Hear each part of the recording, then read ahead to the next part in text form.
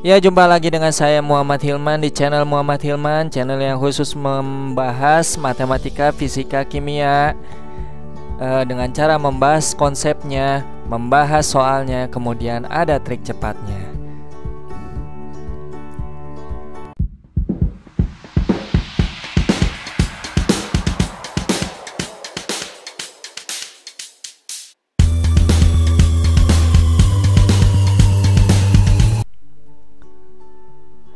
Ya, di video kali ini saya akan menjelaskan kembali ya, jadi review materi-materi di video saya sebelumnya itu ya.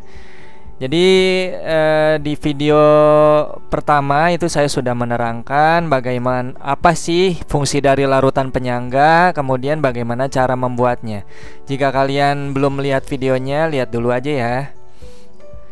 Nah, sekarang kalau sudah jadi larutan penyangga, ini tinggal kita tentukan pH-nya. Jadi bagaimana nih cara menentukan pH? Nah, ini ada campuran larutan asam lemah dengan garam, kemudian basa lemah dengan garam.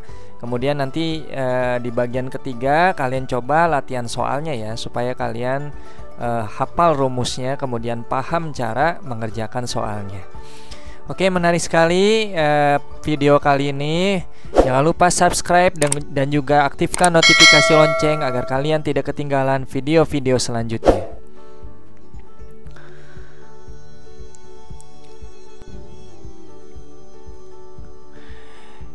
Oke, kita lanjut saja ke pembahasannya. Kalau kita lihat di soal ini dikasih tahu ya, ada larutan asam lemah yaitu CH3COH dengan CH3CONA sebagai garamnya ya. Jadi karena yang lemahnya adalah asam ya, ini jadi ada keterangan asam lemah dengan garamnya, maka akan terjadi larutan penyangga ya. Asam lemahnya adalah CH3COH digabung dengan garamnya, ini akan menjadi garamnya itu CH3CONA ya. Nah, ini asam lemahnya CH3COH ditambah garamnya CH3COONA. Nanti ini akan terbentuk larutan penyangga. Nah, untuk menentukan pH larutan penyangga itu tentukan dulu konsentrasi dari H+-nya ya. Karena yang disebutkan di soal adalah asam lemah. Nah, maka ini bisa kita tentukan konsentrasi H+-nya, yaitu pakai rumus Ka dikali dengan mol asam lemah. Ka itu adalah konstanta asam lemah ya, konstanta asam, dibagi dengan mol basa konjugasi. Mol basa konjugasi. Oke, ini adalah rumusnya. Nah, ini ya. Oke, bagaimana cara menentukan konsentrasi H+-nya? Nah, langsung saja masukkan nilai Ka-nya ya. Ka-nya adalah 10 pangkat negatif 5. Jadi 1 kali 10 pangkat negatif 5 sama dengan 10 pangkat negatif 5 kali mol asam lemah, berarti ini mol dari CH3COOH dibagi dengan mol dari basa konjugasinya. Basa konjugasi ada di mana? Adanya di garam ya. Jadi kalau kita lihat garamnya ini CH3COONA, ini kalau di dalam air akan terurai menjadi CH3CO- ditambah dengan Na+. Nah, jadi kalau kita lihat untuk membuat basa konjugasinya ya, sebenarnya kita tinggal hilangkan H-nya. Nah, ini H-nya ini dari CH3COH dicoret aja, hanya sisa CH3CO- ya. Nah, ini CH3CO- gitu ya. Jadi hanya dihilangkan H dari CH3COH. Jadi antara asam lemah dengan basa konjugasinya berbeda H sebesar 1 ya. Jadi berbeda H sebanyak 1. Jadi CH3COMin ini adanya di garam. Nah, ini nih ya. Ada CH3COMin ya. pada penguraian CH3CONA. Jadi kalau CH3CONA-nya 0,1 mol, maka CH3COMin juga sama 0,1 mol. Kenapa sama? Karena koefisien reaksinya sama. CH3CONA 1, CH3COMin juga 1, maka molnya juga pasti sama, gitu ya. Oke, kita coba 10 pangkat negatif 5 mol CH3COH itu adalah belum ada ya. Ini kita cari dulu ya. Kita cari dulu mol CH3COH. Karena yang diketahui di soal massa dengan MR ya, kita pakai rumus massa dibagi MR ya. Massanya 6 gram dibagi MR-nya adalah 60. 6 bagi 60 adalah 0,1 mol gitu ya. Jadi ini CH3COH-nya adalah 0,1 mol. CH3COMin-nya sama ya, 0,1 mol. Nah, ini sama ya, atas sama bawah bisa dicoret langsung. Maka kita bisa tentukan konsentrasi plusnya adalah 10 pangkat negatif 5 ya. Terus berapa sih pH-nya? Nah, ini langsung saja pH-nya adalah 5. Nah, bagaimana sih cara menentukan pH langsung seperti ini? Ini sudah saya jelaskan di video-video saya sebelumnya. Silakan di video pertama ya, paling pertama silakan lihat aja di playlist. Itu ada larutan penyangga kimia kelas 11. Silakan kalian lihat aja dulu ya videonya.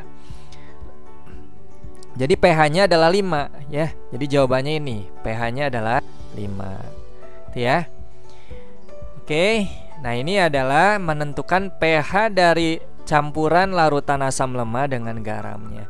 Bagaimana kalau yang dicampurkan adalah basa lemah dengan garamnya? Ini ya. Seperti contoh soal ini. Nah, kita cari aja dulu mol dari basa lemahnya ya. Jadi mol basa lemah di sini adalah mol NH3 itu ya. Tinggal karena yang diketahui molaritas dengan volumenya, berarti molaritas dikali volume ya. Molaritasnya adalah 0,05, volumenya 20 ml. Gak usah ditulis ya satuannya, biarkan saja. Nah, tapi nanti kalau volume mililiter hasilnya milimol ya. 0,05 kali 20 itu 20 kali 5 100 bagi 100 ya, 1 ya. Nah, kenapa bagi 100? Karena ini 0,05 nya 2 angka di belakang koma itu ya. Kemudian cari mol basa konjugasi, asam konjugasi ya. Asam konjugasi. Nah, cari aja dulu mol NH4Cl-nya ya. Jadi mol langsung kita uraikan saja. NH4Cl ini akan terurai menjadi NH plus dengan Cl-. Ya, NH4 plus ditambah dengan Cl-. Nah, jadi kalau mol NH4Cl bisa kita kalikan langsung molaritas kali volumenya 0,1 molar kali 10. Jadi ini 1 ya, 1 milimol. Maka NH4 plusnya juga molnya 1 milimol. Kenapa? Karena koefisiennya sama-sama 1 ya. Jadi ini 1, ini 1 ya.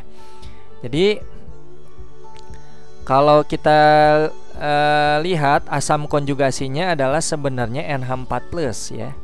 NH4 plus. Maka ini molaritas NH4 plusnya 0, langsung saja ya, udah diketahui mol NH4 plusnya 1 milimol langsung saja. Nah, tinggal karena yang diketahuinya adalah basa lemah ya, maka yang ada rumus OH- gitu ya. Konsentrasi OH-. Bagaimana rumusnya? KB ya, konstanta basa. Nah, di sini KB-nya belum di 10⁻5 ya. Di KB 10⁻5 kali mol dari NH3 yang lemahnya dibagi dengan mol asam konjugasinya. Tinggal beda 1 banyak hanya. Kalau NH3 hanya 3, asam konjugasinya hanya 4. Jadi NH4 plus gitu ya. Nah, ini sudah ada ya. 10 pangkat negatif 5 mol NH3 nya 1 milimol, NH4 plusnya juga 1 milimol ya.